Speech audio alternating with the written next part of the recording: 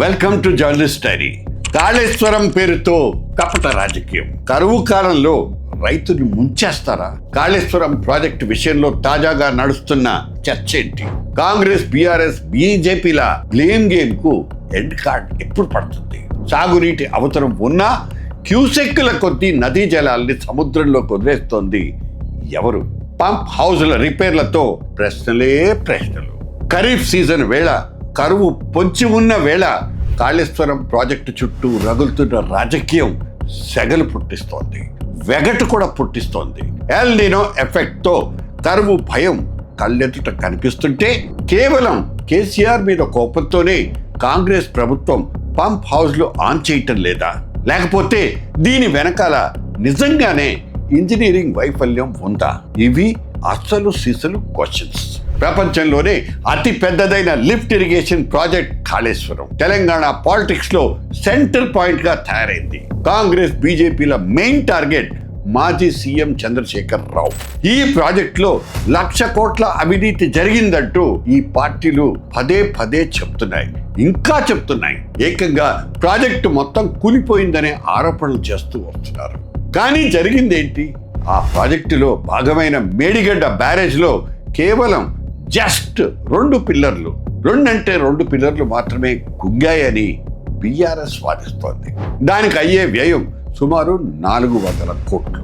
ఈ ఖర్చును ప్రభుత్వానికి భారం లేకుండా తామే భరిస్తామంటూ నిర్మాణ సంస్థ ఎల్ఎన్టీ ముందుకొచ్చినా కాంగ్రెస్ ప్రభుత్వం గ్రీన్ సిగ్నల్ మాత్రం ఇవ్వలేదు. దురుద్దేశంతోనే, కేవలం దుర్బుద్ధితోనే రిపేరింగ్ పనులను అడ్డుకుంటున్నారంటూ బీఆర్ఎస్ చెబుతోంది. ప్రాజెక్టును 1 వారం తమకిస్తే ఊరూరా నీళ్లు పారిస్తామంటూ బీఆర్ఎస్ అధికార పక్షానికి ఛాలెంజ్ విసిరింది. కేసీఆర్ కు ఎక్కడ మంచి పేరు వస్తుందోనన్న కుట్రతోనే ప్రభుత్వం పంపులు ఆన్ చేయటం లేదంటూ ఆ పార్టీ ఆరోపిస్తోంది.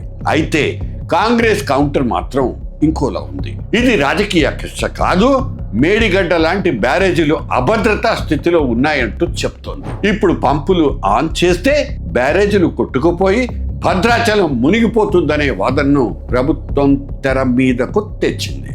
ప్రజల ప్రాణాలతో చెలగాటం ఆడలేమంటున్న అధికార పక్షం ఎన్డీఎస్ఏ నివేదికల్ని తమ మాటకు సపోర్ట్ గా చూపించుకుంటోంది. అంతర్జాతీయ కన్సల్టెంట్ ఏఎఫ్ఆర్వై, ఐఐటి ముంబై పర్యవేక్షణలో రిపేర్లు మొదలయ్యాయి. అయితే ఈ పనులు 2027 వేసవి నాటికి మాత్రమే పూర్తవుతాయని చెప్తున్నారు. ఆ తర్వాతే ప్రాజెక్టును పూర్తిగా పునరుద్ధరిస్తామంటూ కాంగ్రెస్ ప్రభుత్వం గ్యారంటీగా చెప్తోంది.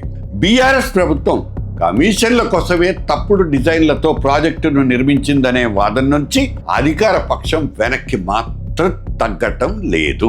ఇందులో జరిగిన అవినీతి మీద సిబిఐ విచారణ జరపాలంటూ డిమాండ్ చేస్తున్నా కేంద్ర ప్రభుత్వం కాలయాపన చేస్తోందంటూ కాంగ్రెస్ చెప్తోంది. బీఆర్ఎస్ కమిషన్ల కకృతి మూలంగానే ప్రాజెక్టుకు ఇటువంటి దుస్థితి ఏర్పడిందని కాంగ్రెస్ చెప్తుంటే, కాదు అధికారంలోకి వచ్చి 2 ఏళ్లైనా కేసీఆర్ అవినీతిని ఎందుకు నిరూపించలేకపోయారనే ఒక బలమైన కౌంటర్ ఆర్గ్యుమెంట్ నడుస్తోంది. ఇక మధ్యలో బీజేపీ ఎంటర్ అయి గతంలో బీఆర్ఎస్ కాళేశ్వరాన్ని ఏటీఎంలా వాడుకుంటే ఇప్పుడు కాంగ్రెస్ రిపేర్ల పేరుతో కాలయాపన చేస్తోందంటూ ఆరోపిస్తోంది. ఈ 2 పార్టీలు లోపాయికారిగా ఒప్పందంతోనే అవినీతి పనులు బయటికి రాకుండా పరస్పరం కాపాడుకుంటున్నాయంటూ కమల్నాథులు సెటైర్లేస్తున్నారు. మొత్తానికి కాళేశ్వరం రైతుల పాలిట వరం కావాల్సింది పోయి రాజకీయ పార్టీల పాలిట ఒక ప్రచారాస్త్రంగా మారిపోయింది. పంపులు ఆన్ చేస్తే భారీ నష్టం అంటున్న రేవంత్ రెడ్డి ప్రభుత్వ మాటల్లో ఎంత నిజం ఉంది? లేకపోతే కేసీఆర్ ఇమేజ్ డ్యామేజ్ చేయాలన్న పొలిటికల్ కుట్రే ఇందులో దాగుందా? ఎవరి రాజకీయ స్వార్థం వాళ్ళది. మరి ఎండిపోతున్న అన్నదాతల పంటలకు నీళ్లిచ్చే నాథుడెవరు? ఈ మొత్తం వ్యవహారం ఎలా ఉందంటే రోమ్ నగరం తగలబడుతుంటే నీరో చక్రవర్తి ఫిడేల్ వాయించినట్టుగా.